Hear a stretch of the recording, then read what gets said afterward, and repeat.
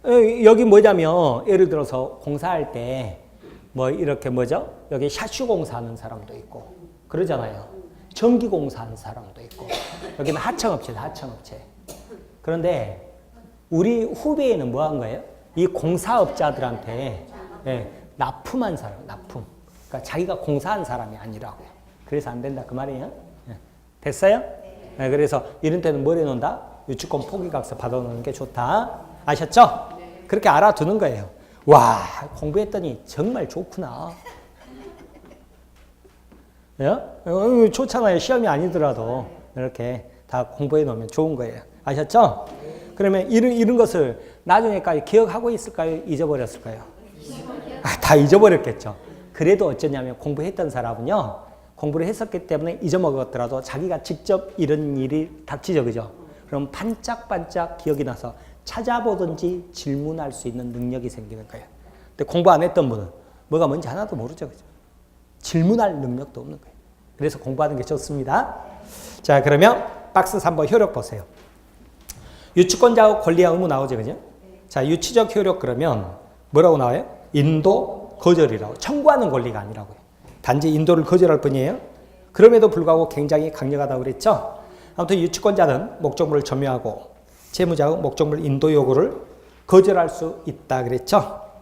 따라서 갑이 소유하던 호텔 건물이 채권자 경매로 경락인 병에게 소유권이 변동되면 건물을 리모델링 공사를 해준 유치권자는 종전 건물주 갑과 건물의 경락인 병 중에 누구에게 미수금 채권을 갚으라고 변제 청구하느냐 그랬더니 다른 사람에게는 뭐예요? 청구할 수 없는 권리라고 그랬죠. 그러니까 원래의 갑에게만 청구할 수 있지 다른 사람에게는 단지 인도를 거절할 수 있을 뿐이다. 그 말입니다.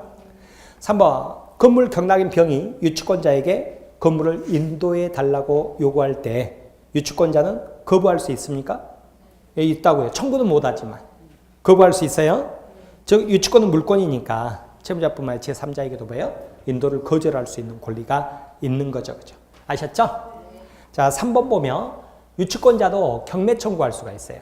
경매 청구할 수가 있는데 다만 우선 변제권이 있다 없다? 없다 그래요. 그래서 유치권자는 피담보 채권 변제를 받기 위해 유치물을 경매할 수 있다 그랬죠? 근데 우선 변제권이 없어요. 옆에다 적으세요. 우선 변제권 X. 자, 그 다음에 3번에 과실수취권 나오죠? 아까 이거 있잖아요. 월세 같은 거 받을 수 있다고 그랬죠? 이제 법정과실 같은 건데 과실수취권. 유치권자가 유치하는 개가 강아지 새끼를 낳은 경우, 이건 천연과실이네요. 강아지 새끼는 강아지 주인 소유지만 개에게서 낳은 새끼를 경매하여 채권 변제 충당할 수 있다 그랬죠. 그죠? 저는 제가 강아지를 기르고 있거든요. 그래도 영 이 지문들이 마음에 좀 안 들어요.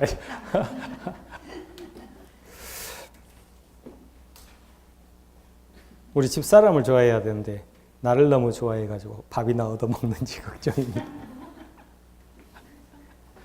자, 그 다음에 과실 그랬죠? 업물에서 생기는 이익을 비유적으로 이런 말을 해가지고 땅에서 얻은 곡물, 동물 새끼 같은 경우가 천연과실, 집세 땅세 이런 게 뭐예요? 법정과실 그러죠. 유치권자의 의무 나오죠. 그죠? 선관주의 의무 나오죠? 이런 거 몰라도 좋아요. 근데 이야기만 한번 듣는데 내 물건을 보관하는 주의 의무 낮은 주의 의무예요. 남의 물건을 보관하는 주의 의무 높은 주의 의무예요. 이 높은 주의 의무를 선량한 관리자 주의 의무라고 그래요. 근데 유치권자랑 임차인은 뭐예요? 남의 물건이죠. 그러니까 선량한 관리자 주의 의무라고 그렇게 표현하는 거예요. 이거를 줄여서 선관 주의 의무, 선관 의무 이렇게 표현하는 거예요. 그렇게 근데 안 중요해요. 안 중요하니까 간단히만 보고 넘어갑니다. 네. 그 다음에 2번 보면 승낙 없이는 사용되어 담보 제공 금지 그랬죠. 아까 뭐라고 그랬어요?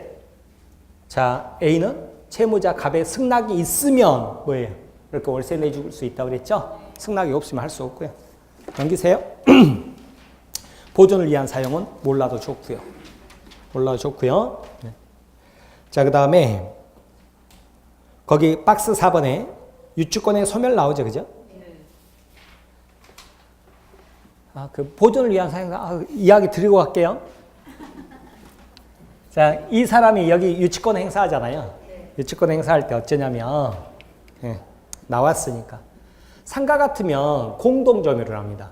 상가 짓다가 부도났다 그러면 이렇게 공동점유하는데 집 같은 경우는 보통 그래요. 집 같은 경우는 어찌냐면 하나하나씩 있잖아요.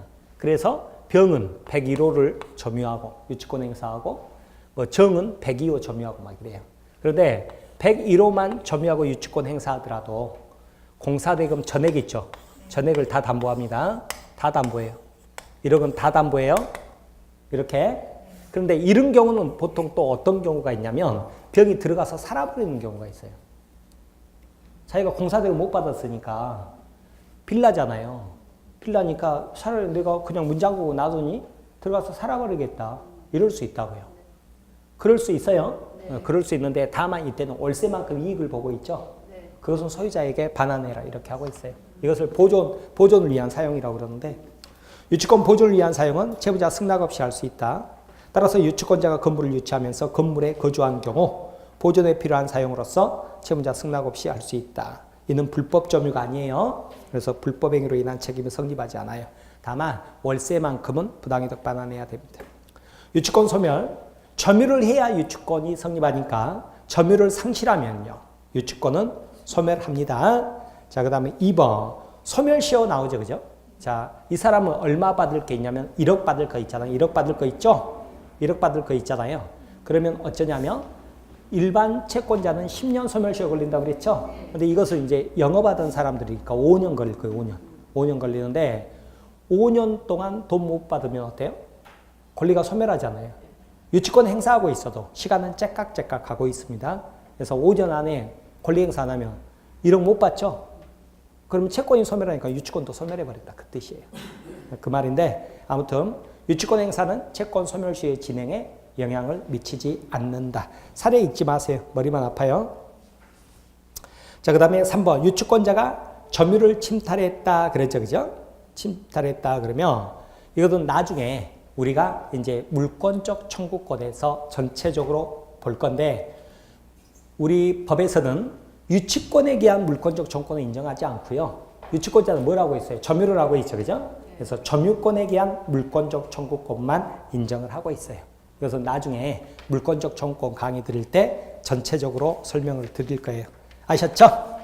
자, 이렇게 보면 오늘 뭘 못 봤냐면 저당권을 못 봐버렸네요. 원래는 저당권까지 보려고 했었는데 마음속으로는 아마 못 볼 거야 이렇게 생각하고 왔어요. 이렇게 했는데 오늘 유치권까지 보시고요. 보시고 다음 주에 이제 저당권 강의 드리고 이제 어디로 넘어갈 거냐면 민법 총칙으로 넘어갈 거예요. 진도표는 받으셨나요? 아마 의사표시까지 할 거예요. 의사표시까지 이렇게 할 거니까 예습은 하지 마시고 되도록이면 복습하십시오. 처음에는 예습하면 머리만 아파요. 뭔 말인지 하나도 모르는데 그러니까 복습 위주로 그렇게 하시기 바랍니다. 자, 오늘 강의는 이것으로 마치도록 하겠습니다. 여러분 대단히 수고 많으셨습니다. 감사합니다.